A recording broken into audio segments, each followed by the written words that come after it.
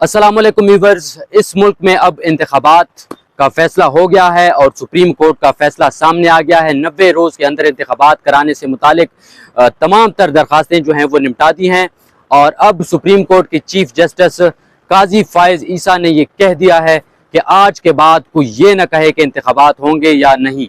उन्होंने कहा कि आज के बाद कोई सवाल भी नहीं उठाएगा, मीडिया भी ये नहीं कह सकेगा। मीडिया के अंदर बात करने वाले, टीवी चैनल्स पर बैठने वाले जो लोग हैं वो अब ये तबसरा नहीं कर सकेंगे, ना ही वो खदशात का इजहार कर सकेंगे कि इस मुल्क में अब इंतखाबात होंगे या नहीं।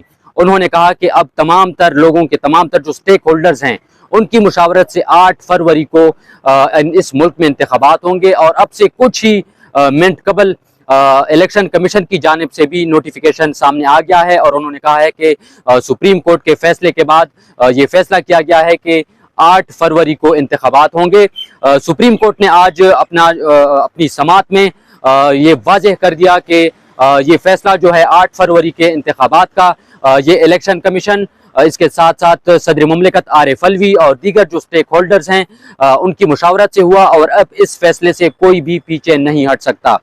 उन्होंने सुप्रीम कोर्ट में बैठकर ही कमरे अदालत में बैठकर अपना फैसला जो है वो तहरीर किया और उस फैसले में उन्होंने लिखा कि अब तमाम तर चीज़ें जो हैं वो फाइनल हो चुकी हैं और अब 8 तारीख जो है, 8 फरवरी जो है, अब इसको आप पत्थर पर लकीर समझें।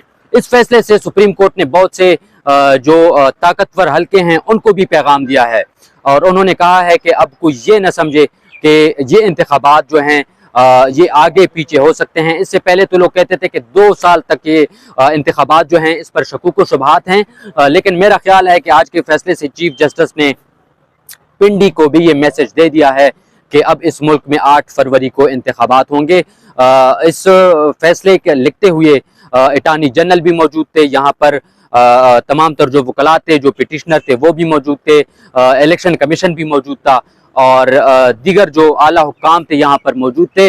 स्टार्ट में जब समाअत शुरू हुई तो सदर मुमलिकत की जानिब से जो इलेक्शन कमीशन ने जो दस्तावेजात यहाँ पर जमा कराए गए उसमें सदर मुमलिकत का दस्तखत नहीं था। सुप्रीम कोर्ट ने पूछा कि दस्तखत कहाँ हैं।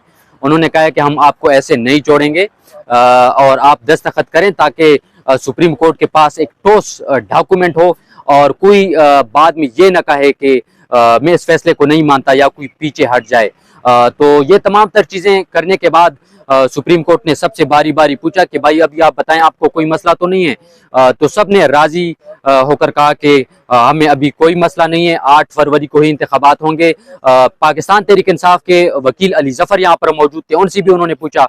अटॉर्नी जनरल यहाँ पर मौजूद थे, उन्होंने भी उससे पूछा। दीगर जो वकला थे उन सबसे पूछा तो सब ने कहा कि 8 फरवरी की तारीख जो है अब फाइनल है।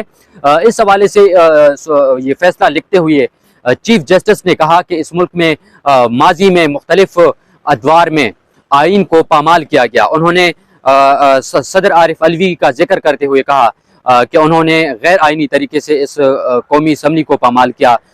इमरान खान का उन्होंने जिक्र किया कि साबिक वज़ीर आज़म इमरान खान ने भी कौमी असम्बली जो है वो गैर कानूनी और गैर आइनी तरीके से तहलील की। उन्होंने कहा कि सदर मुमलिकत आरिफ अलवी ने वो काम किए जो उनको नहीं करने चाहिए थे, उन्होंने वो काम नहीं किए जो उनको करने चाहिए थे। उन्होंने कहा कि अब ये तमाम तर चीज़ें जो हैं वो फाइनल हो गई हैं और अब कोई ये गुमान में ना रहे कि ये मामला जो है आगे पीछे हो सकता है।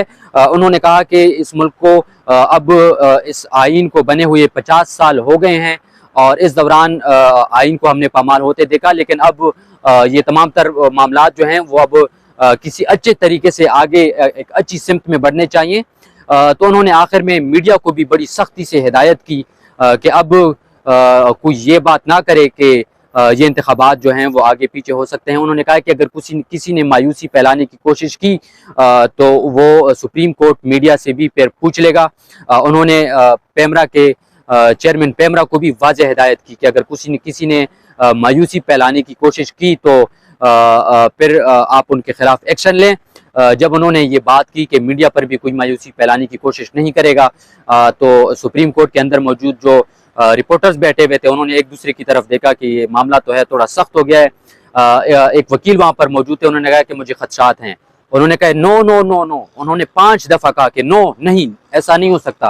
उन्होंने कहा कि आपने जो खदशात का लफ्ज़ इस्तेमाल किया ये ठीक नहीं है, आपको किसी किस्म का खदशा नहीं होना चाहिए। सुप्रीम कोर्ट ने अब फैसला कर लिया है और सुप्रीम कोर्ट ने इलेक्शन कमीशन और जो सदर मुमलिकत आरिफ अलवी हैं उनकी मुत्तफिक होने के बाद ये फैसला सुना रही है और 8 तारीख को ही इंतखाबात होंगे। उस वकील ने दोबारा कुछ बात करने की कोशिश की, लेकिन सुप्रीम कोर्ट के चीफ जस्टिस ने कहा कि आप बात नहीं कर सकते, आपने खदशे का जो लफ्ज़ इस्तेमाल किया ये आपने ज्यादती की है और दोबारा आप ये लफ्ज़ इस्तेमाल भी ना करें। तो सख्त ज़बान या मायूसी फैलाने के हवाले से चीफ जस्टिस ने कहा कि अब ये मामला ख़त्म हो गया है। तो ये आज सुप्रीम कोर्ट में जो फैसला है वो हो गया है।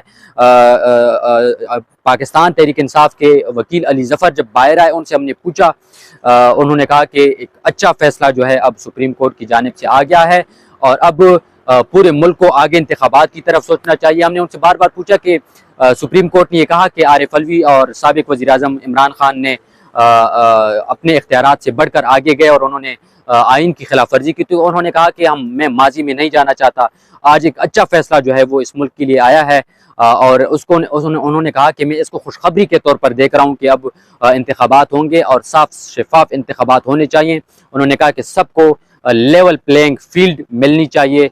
तो उन्होंने कहा कि अब हम इसके लिए पुरुमीद हैं, अब देखते हैं कि सुप्रीम कोर्ट क्या करता है। उन्होंने कहा कि अगर हमें लेवल प्लेइंग फील्ड नहीं मिलती तो सुप्रीम कोर्ट के दरवाजे हमेशा के लिए खुले हैं, तो हम दोबारा सुप्रीम कोर्ट के पास आएंगे। तो सुप्रीम कोर्ट से आज ये है कि इंतखाबात की तारीख तय हो गई है, अब कोई आगे पीछे नहीं हो सकता।